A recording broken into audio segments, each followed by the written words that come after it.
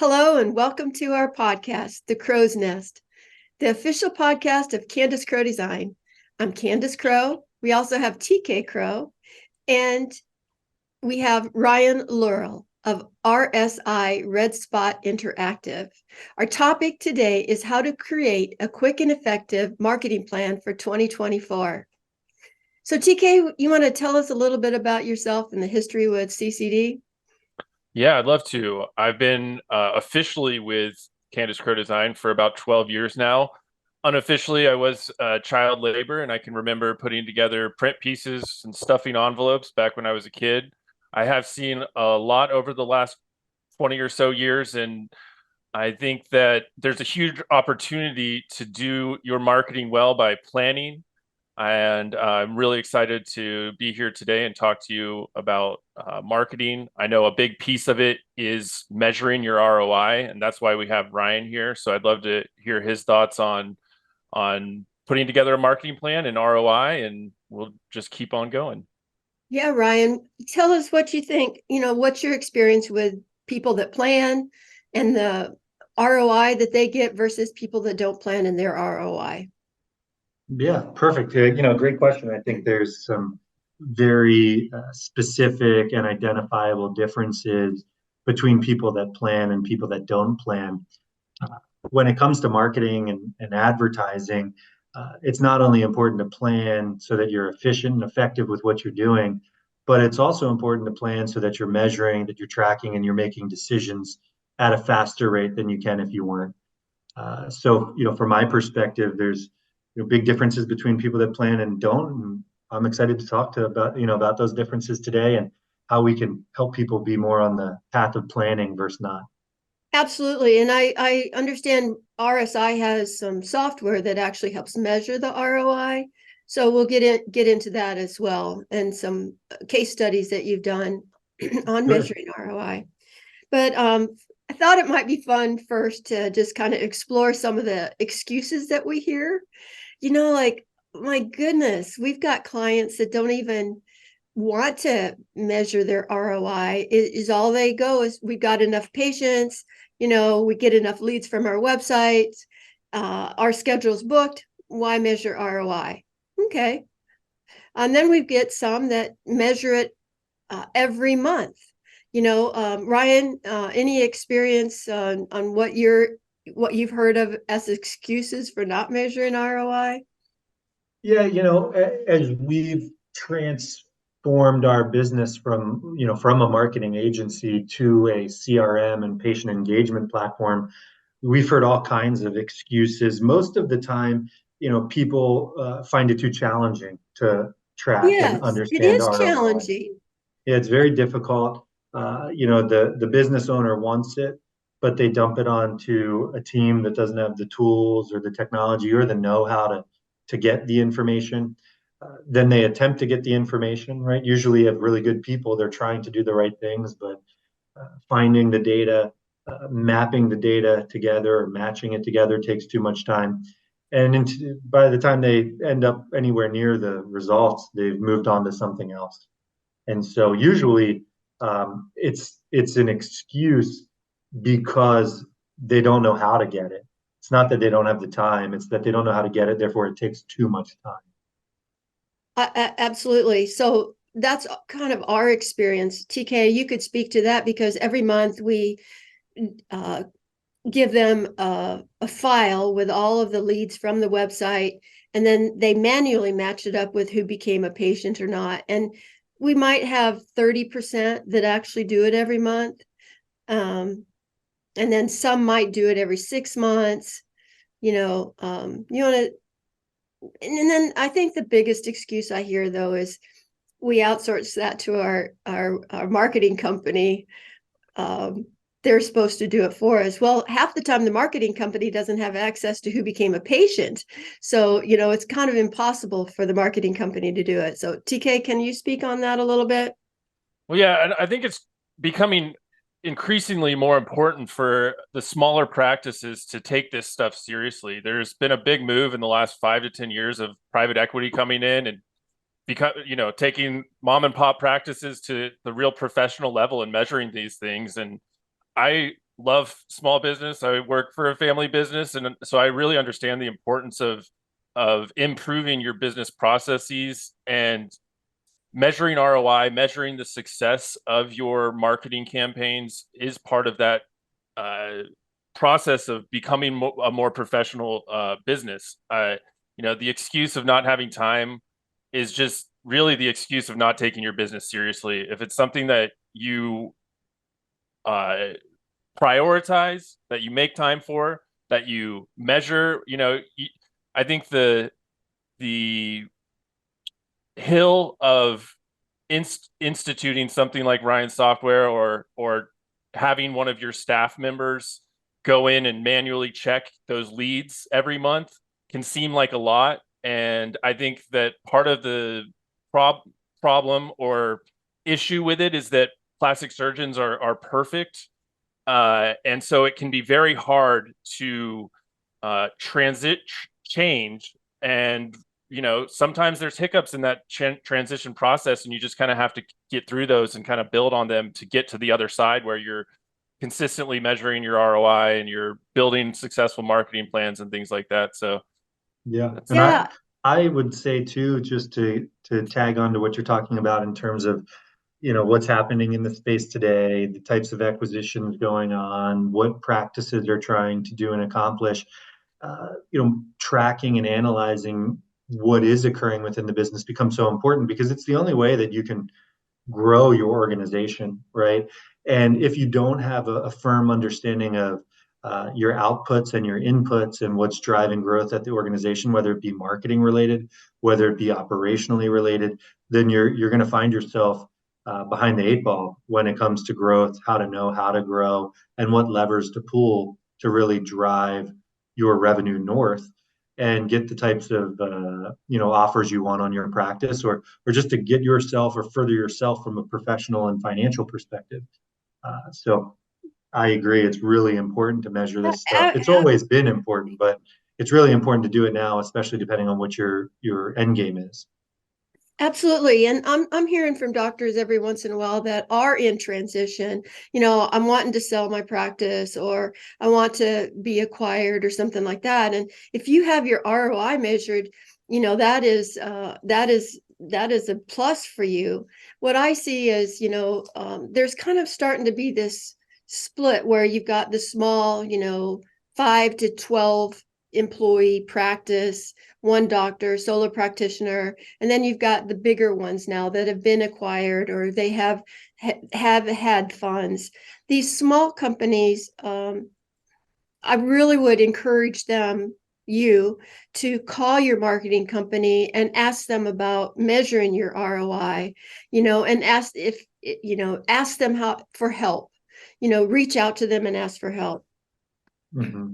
And don't you think it's kind of interesting too to put your marketing company in complete responsibility of tracking when isn't that don't they call that a conflict of interest in the business world, right? If Oh, there you go. Yeah. like did Yes. that happen to Enron? I think they were Yeah. managing Yeah. their own financials and books. So Yeah. I think it's important for anybody to track their own data for purposes of that because there's so many data points today.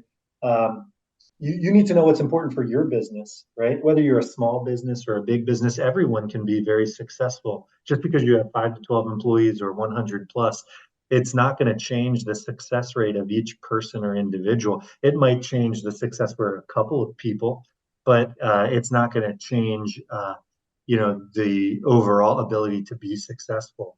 So Yes, I don't exactly. think anybody should let size get in their way from being as successful as they can be, especially for the amount of time and energy them and their teams are dumping into the business they're running. Mhm. Yes, absolutely. Good points, Ryan. So the other thing I hear though is I don't have time, and I just see that these practices are so busy, they're running around, just running from this to that. And when we get a client that doesn't have time like that, they're unavailable quite often for comments on things. You don't go into surgery without the right tools. Why hire a marketing company and then not give them the right tools to do your marketing, or give them time to review things so you're not with last minute edits. TK, do you want to speak to that just a little bit? Yeah. So the issue of not having time is one that we all face, and I think the uh, trap that that people fall into is just dealing with the things that are most urgent, as opposed to kind of slowing down and and kind of thinking on a meta level. What are the most important aspects of running your practice, of doing your marketing? So it is hard to kind of uh, pull yourself out of that kind of routine of just dealing with everything that's urgent. And I think that's kind of where a lot of smaller practices are. But if you can take a step back and maybe, I mean, sometimes you have to slow down in order to speed up. And maybe that means, for a couple weeks, you don't see as many patients, or you kind of, limit your schedule so that you can create that time to focus on, your practice, where the pain points are, where the opportunities for growth are, and then putting together a plan to alleviate those and a plan to do a better job with your marketing. I think that is the challenge, but it's also kind of where the opportunity for growth is. Absolutely. So Yeah. with all of that in mind, 6 years ago, we started creating a marketing planner. It was really just for our clients so that we could kind of get ahead of the game instead of, planning the month before or the week before for the next month. And the marketing planner, I knew it needed to be very simple, straightforward, and done very fast. Most, marketing plans, you may, you know, research all your competition, you may, go real in deep and spend 20 hours, but this is a planner that you can get done in 4 hours or less. And this year we also created a bonus. We created a companion promotional ideas. So what we did was from the East Coast to the West Coast, New York, Little Rock, LA, Seattle, Miami, came up with 40 promotional ideas in this, and they're broken out by month. So all you need to do is sit with the planner and the promotional ideas, run through. They're not all like specials, believe it or not. A lot of good things for Valentine's Day with gift cards, for Black Friday. We've had some huge successes with Black Friday. And you can read about those and then just plug it into your planner. The planner is broken into 4 sections: getting started, evaluate, creating your KISS formula. I like to keep things simple. So if your marketing plan for the month will fit on a 5x7 index card, I consider it doable. If you have like 2 pages of a notepad written for the next month, it's going to be a difficult job to get done. And then step 4 is implementation. TK or Ryan, why don't you comment on how you feel about making the plan? And TK, I know you use it with our clients. If you can comment on how it works. Yeah, I mean, I think the importance of creating a plan for your marketing is that it kind of gives you the framework to fall back on when things get busy or you don't have time to kind of create content or create post. It's that framework that you can use for the whole year, so that so that you have something to fall back on when things are busy. Quite often, we don't always follow the plan exactly, but just having that plan in place, allows, especially on the agency side, if you're unavailable or if you're going through staff changes or something and you just don't have the time to kind of converse with us, we can continue to follow through on your marketing objectives because we've taken the time to kind of map out the next 12 months. Yeah. And the interesting thing too about setting up your plans and mapping out your 12 months, a lot of people get paralyzed by thinking 12 months down the road. But what I've seen almost every time is it changes, right? So I am a big proponent for mapping out 12 months, but I'm also a big proponent of taking the first or the next 90 days seriously. And you want to get a framework in for those months 4 months, 5 months, 6 months down the road, because something might not change, and at least you've thought that far in advance. And there are certain things that always exist, right? Holidays always exist. There might be promotional changes, product changes, service changes that you want. But for the most part, I've just seen that it can be overwhelming, right? Build 12 months and really think 90 days at a time. And I've always found it's helpful to revisit every 90 Mm-hmm. days, right? Mm-hmm. Because of those changes. So build for the full year, but revisit often. If you're measuring success appropriately, then your plan should and would ultimately have to change, because you're going to try things that work, and you're going to try things that don't work, and that's all right. You're just going to move on to the next one. Not everything's going to be successful. And it kind of reminds me of social media when it came out, right? You have to be consistent more than great, right? You have to be consistent with your communication more than you have to master it with the first video. There's always going to be changes. There's going to be evolutions to everything. Yeah, I Wonderfully think that said. I think that's you brought up some really good points, and one of the ideas that it triggered in my brain is the way that marketing is kind of iterative, where you put your plan together for your first year, your first 90 days or whatever, and then once you've done that, you can look back on it and you can say, all right, this worked, this didn't work, let's try this next. And it's kind of this like mountain that you're building versus kind of like, all right, this is it, we're sticking to this plan, we're going from A to Z. I think that's a lot better of a way of doing things than just kind of you know being militaristic about all the objectives. It's the iterative process that you build on over time. Mm-hmm. Absolutely. And this planner has been taken seriously. It's been presented as a course at ASAPS. ASAPS did a webinar. It's featured on Radar. It's been also featured on FFAS. We do it every December, and anybody that wants to have a free consultation, you book some time on our calendar link, and we will go through the planner with you and help you get started. That's how much we believe in helping practices start to plan. So the next thing after that, people ask, well, what should my budget be? So let's start with, and then we'll go into ROI a little bit after that. So who wants to kind of chime in on budget first? I've always thought that budget's an interesting talking point. And I've always seen people say that 10% of your revenue should be spent to put on marketing.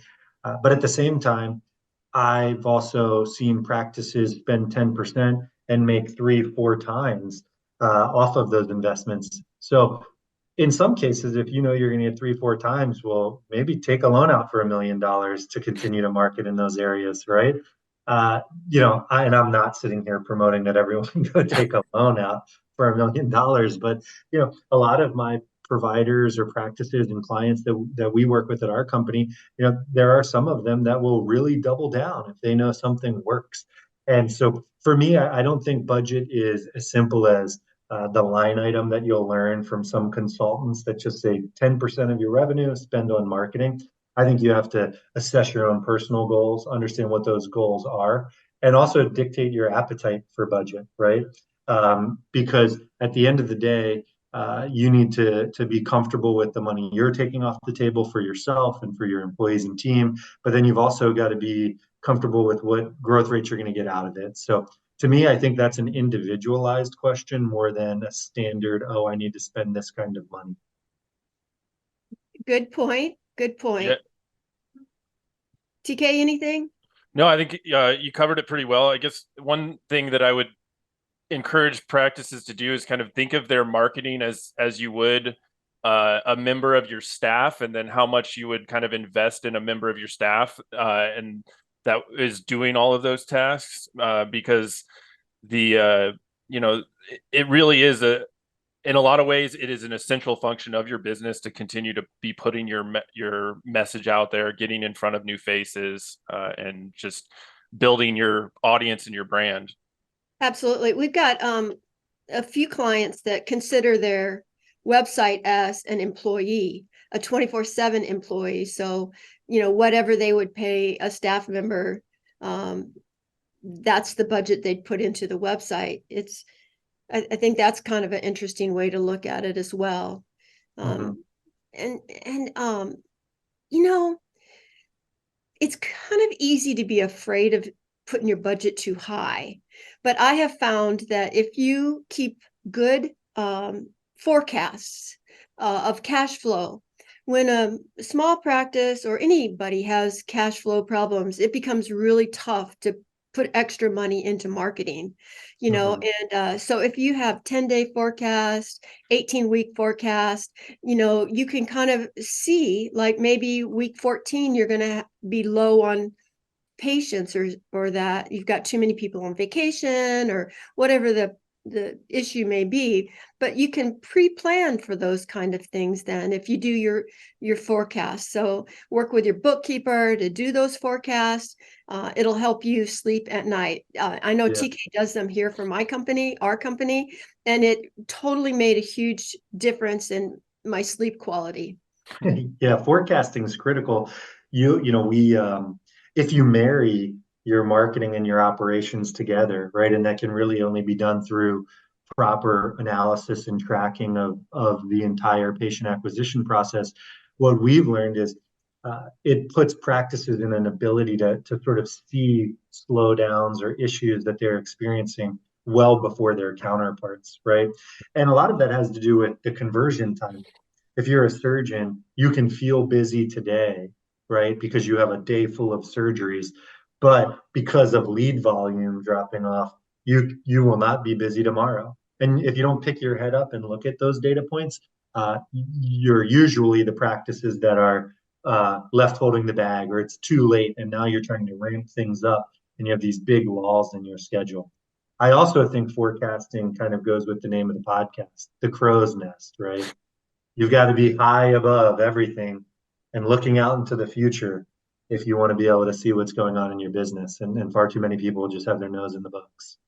So Ryan, that kind of leads right into your software and how it works. I'd love for you to kind of explain that to our audience, so that they understand, possibly how to use it, or why they should give you a call.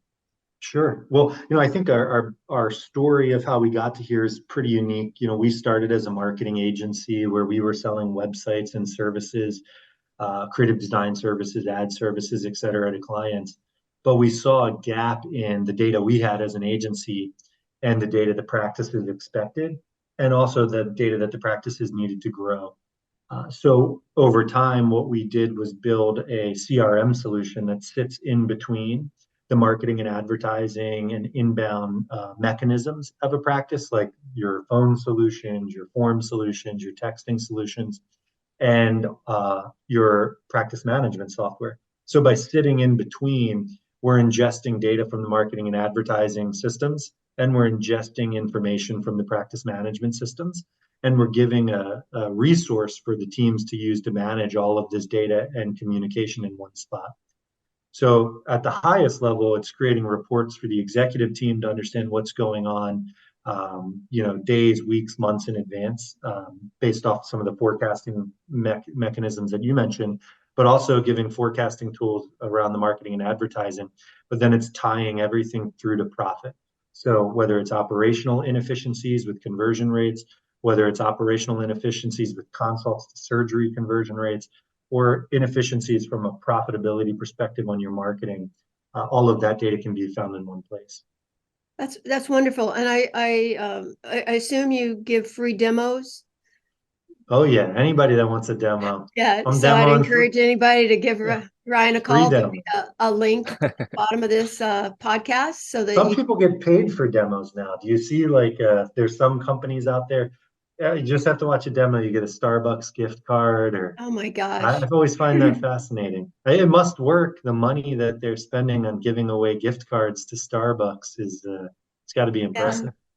Starbucks must be really doing some promotions on that. That's pretty incredible. Yeah. Yeah. And TK, do you want to address the marketing planner, and if anybody wants to call for a demo? Yeah, so we do our marketing planner every year. We release it post it on our blog, and we will attach it to to the email that goes out with this webinar as well, and the promotional idea brochure or PDF. PDF that we'll have included as well. We go through it with our clients every year. We would love to, go through it with anyone that's interested in filling it out together, or maybe you fill it out and you want us to look it over. We'd be happy to look it over and provide any suggestions that we can. We Absolutely. Well, with that, we want to wish you all a joyful, fun, enjoyable, profitable 2024. And if you have any remaining comments, Ryan or TK, please speak up. If not, we'll call this a wrap. Yeah, absolutely. Thanks for having me today. It's been a pleasure. Oh, it's our pleasure, Ryan. It's our pleasure. Thank you very All right. much. Thank All right, you, thank you. Ryan, Lehrl, and TK Crowe.